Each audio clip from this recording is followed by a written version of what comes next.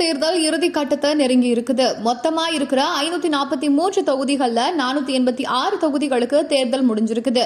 7வது கட்டமா 57 தொகுதிகளுக்கு வரும் 1ஆம் தேதி தேர்தல் நடத்தப்பட இருக்குது. இதையடுத்து ஜூன் 4ஆம் தேதி வாக்குகள் எண்ணப்பட்டு முடிவுகள் அறிவிக்கப்படும்.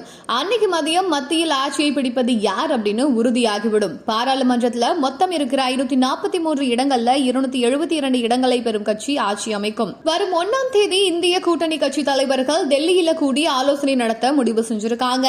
இந்திய கூட்டணியில காங்கிரஸ், திமுக, சமாஜ்வாடி, தேசியவாத காங்கிரஸ், திரிணாமுல் காங்கிரஸ், உத்தவ் தாக்கரேயின் சிவசேனா, ராஷ்டிரிய லோக் தளம் உட்பட 28 கட்சிகள் இருக்குது. இந்த கூட்டத்தில் பங்கேற்குமாறு கூட்டணி கட்சி தலைவர்களுக்கு அழைப்பு விடுத்திருக்குது. தேர்தல் முடிவுகள் எப்படி அமையும் அப்படின்றது பற்றியும், தேர்தல் முடிவுகளை பொறுத்து அதன் அடிப்படையில் அடுத்த கட்ட நடவடிக்கை எடுப்பது பற்றியும் விவாதித்து முடிவு செய்ய இருக்கிறாங்க. பிரதமர் தேர்வு பற்றியும் இந்த கூட்டத்தில் பேசப்படும் அப்படின்னு எதிர்பார்க்கப்படுது. இந்த நிலையில இந்திய கூட்டணி தலைவர்களுக்கு இடையிலான ஆலோசனை கூட்டத்தில் தான் பங்கேற்க போவதில்லை அப்படின்னு திரிணாமுல் காங்கிரஸ் கட்சி தலைவர் மம்தா பானர்ஜி தெரிவிச்சிருக்காங்க. கூட்டணி கட்சிகள் முடிவுக்கு கட்டுப்பட இருக்கிறதாகவும் தெரிவிச்சிருக்காங்க.